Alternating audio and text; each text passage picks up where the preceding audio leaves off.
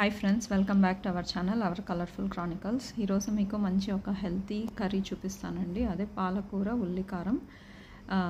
ఇది దీనికోసం ఫస్ట్ మనం పాలకూర తీసుకొని నీట్గా క్లీన్ చేసి బాగా క్లీన్ చేయాలండి. క్లీన్ చేసి ఇలా చిన్నగా కట్ చేసి సైడ్ పెట్టుకోవాలి.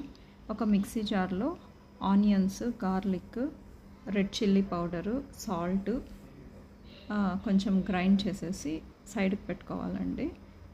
మరీ పేస్ట్ లాగా కాదు, బరకగా చేసుకోవచ్చు. ఇప్పుడు నేను సాల్ట్, చిల్లీ పౌడర్ యాడ్ చేస్తున్నాను. దాన్ని మిక్సీ కొట్టుకొని సైడ్కి పెట్టేసేయండి. ఇప్పుడు ఒక కడాయి తీసేసుకొని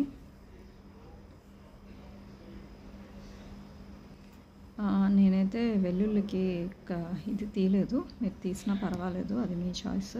ఇప్పుడు కడాయిలో నూనె పోసుకొని కొంచెం హీట్ అయిన తర్వాత ఆవాలు, జీలకర్ర, ఎండుమిర్చి, చీలికలేసి అవి చిటపటలాడే వరకు ఉంచి తర్వాత ఇప్పుడు మనం మిక్సీ జార్లో పెట్టుకున్నాం కదా ఆనియన్, వెల్లుల్లిపాయది ఆ పేస్ట్ని దీంట్లో ట్రాన్స్ఫర్ చేసి బాగా ఫ్రై చేసుకోవాలండి. పచ్చివాసన పోయే వరకు ఫ్రై చేసుకోవాలి. తర్వాత మనం కడిగి కట్ చేసి పెట్టుకున్న పాలకూర ఉంది కదా, అది దీంట్లోకి వేసేసి బాగా కలిపి మగ్గించాలి. బాగా మగ్గితే ఇంత ఉంది కదా, అది కొంచెం అవుతుంది అనమాట. సో బాగా మగ్గించుకోవాలి, బాగా కలుపుకుంటూ మగ్గించుకోవాలి.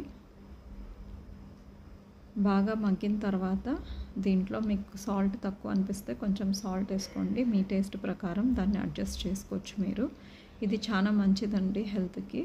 నార్మల్గా పాలకూర అంటే నాకు కూడా పెద్దగా ఇష్టం ఉండేది కాదు, బట్ ఈ కర్రీ ట్రై చేసిన తర్వాత నాకు చాలా ఇష్టంగా రైస్లోకి తింటున్నా. మామూలుగా ఫ్రై చేసి నేను చపాతీలోకి తినేదాన్ని, బట్ నౌ ఇది రైస్లో కూడా బాగుంటుంది. ఇది బాగా కొంచెం మగ్గింది, చూడండి ఎంత దగ్గర పడిందో. ఇప్పుడు కొంచెం కొరియాండర్ పౌడర్, అదే ధనియాల పౌడర్ వేసి కలిపేసి ఇంకా కొంచెం బాగా మగ్గించాలి. కలర్ చేంజ్ అవుతుంది అనమాట. అంతవరకు మగ్గించేసిన తర్వాత ఆ జ్యూస్ అంతా ఎవాపరేట్ అయ్యి డ్రైగా అనిపిస్తుంది. ఇప్పుడు చూడండి రెడీ అయిపోయింది. అంతేనండి. ఇది వేడివేడి అన్నంలోకి వేసుకొని తింటే బాగా ఉంటుంది. హెల్త్కి కూడా చాలా మంచిది, ప్లస్ టేస్ట్ కూడా చాలా బాగుంటుంది. చపాతీలో కూడా బాగానే ఉంటుంది. Hope you like this video. Thank you. Please subscribe to my channel.